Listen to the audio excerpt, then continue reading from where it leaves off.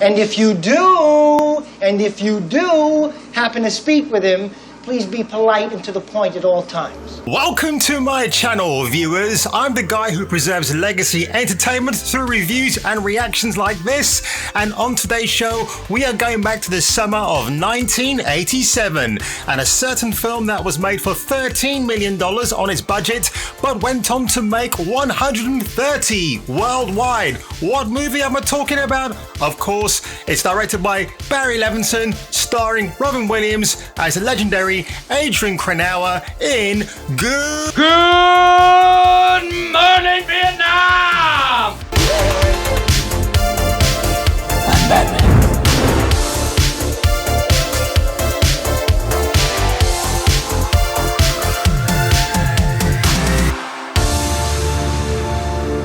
Let's talk about Robin Williams, and who do I think was the funniest comedian who ever lived? Well, he was certainly one of the funniest men in America, but then you also had Sam Kinison, George Carlin, you know him as Rufus from the Bill and Ted films, well, the good ones anyway at least, Richard Pryor, the funniest black man who ever lived, sorry Eddie Murphy, sorry Kevin Hart, especially Kevin Hart. Don't stick to your day job, mate. And finally, we have the great Denis Leary from Boston. You know, he's fantastic, old school and unapologetic to the brim, which is pretty much the case for Robin Williams as Adrian Cronauer. Now, if you see that dude, I mean, I'm pretty sure he was an anarchic DJ like Howard Stern used to be before he sold out. So Good Morning Vietnam is set in 1965 at the beginning of the Vietnam War, if my history lessons serve me correct. Cronauer has transferred from I think it was a Greek radio station to Air Forces Radio Saigon, and it is there that he just rubs the top brass the wrong way, especially a fantastic performance from J.T. Walsh as Major Dickerson. He is a big dick towards Cronauer, but this tension between the two leads, it is fantastic. I mean, they shot this film in Thailand, so I'm pretty sure the sweltering temperatures probably added to their performances. And I will say as well, Noble Willingham as one of the top brass who loves Adrian Cronauer and wants to stick up for him any way he can. He just gives one of the best screen performances I've seen.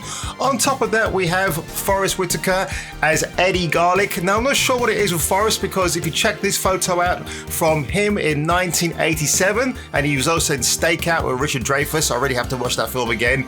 And what we see him as now, the dude has not aged one iota. So whatever juice you're drinking, Mr. Whitaker, carry on drinking it, but maybe save some for the overacting later on. Now, what I'll say about this particular film, you cannot write a comedy script for Robin Williams. He is the script when you think about it. And, you know, he had unprecedented leverage just to go full throttle in this film. I mean, he delivers some of the best on-air monologues I have heard for a long, long time. I like James Brown better. You like James Brown better? Yes, sir. And the Stones. Oh, you like Mick Jagger? Mick Jagger, right. Do you think he looks like a photo negative of Little Richard, or am I crazy? And here, I think, I know. All right. Also, if you keep an eye out, you will see Tweedledum and Tweedledee in this picture. They later went on to appear as the terrifying brothers in Terminator 2, so keep a lookout for those. Also, Bruno Kirby is in this film. He is hilarious. The late, great Mr. Kirby, giving one of those fantastic speeches as the very by-the-book presenter who wants to have his own comedy following on Air Forces Radio, but as you'll find out later on in the film, that doesn't quite work out for him.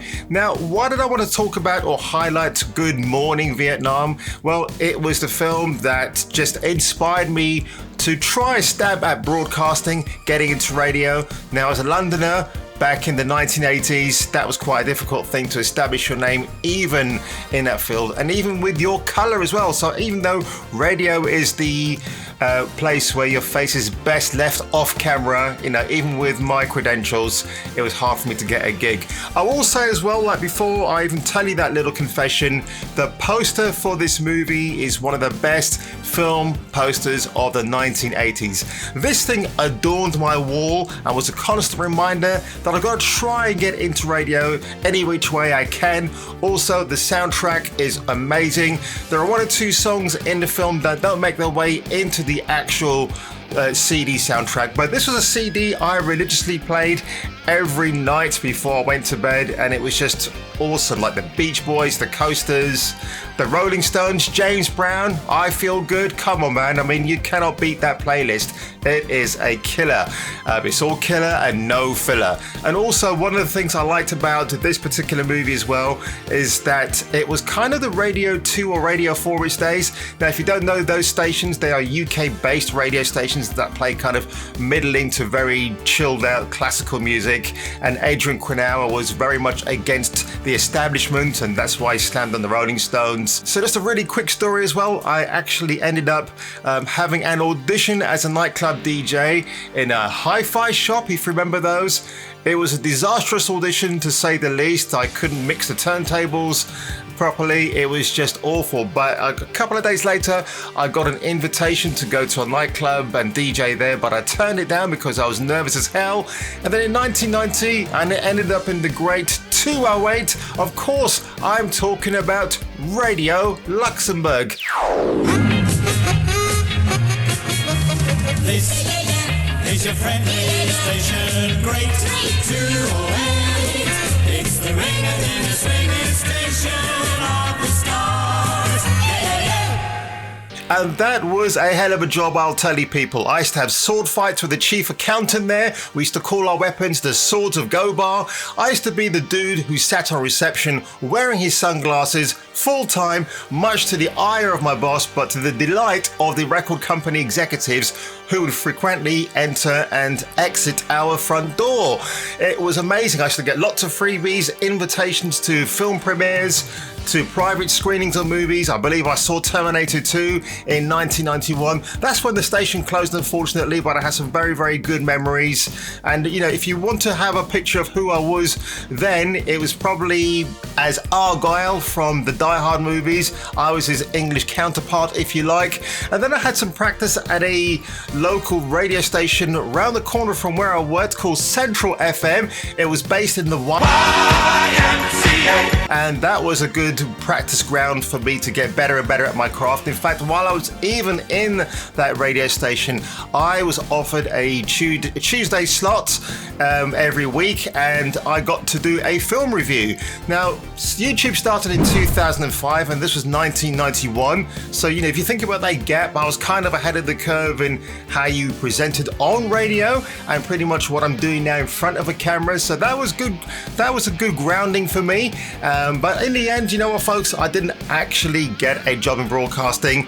It's one of those things where it's hit or miss, and I just missed the boat by, well, a long shot. But here I am, talking to a webcam, and it feels like I'm just doing these broadcasts for the rest of my life, and I'm enjoying it. I'm loving this gig, and I love the fact that Robin Williams in his tour de force as Adrian Quinoa. I will say, just before I leave today, when I went to Los Angeles in 1991 as well, that's obviously a really, really good year for me, not for the reasons that Baron Zemo mentions in Civil War, but I went to the American rock station, and they almost offered me and my friend a job there, but two things stopped us from doing that. A, we were inexperienced, and B, we did not have a green card. But can you imagine working on an American rock station in LA and all the benefits that come with it? That's a missed opportunity, folks, but maybe in another life that might happen to me. Who knows? Now, on that note, folks, if you enjoyed this review today, don't just view this video, hit that like button. It does a lot for the algorithm with YouTube. YouTube is a bit funny these days, but maybe I'm not one of those guys who are being affected too much because I am a noob on the block. And I will see you later, guys, with another review or a reaction. It is very unpredictable. I think some things are coming out this week which I cannot wait to review. So do keep your eye on that notification whenever I upload a new video. So on that one, folks, take care of yourselves, stay cool in this hot weather, and I'll catch you really, really soon.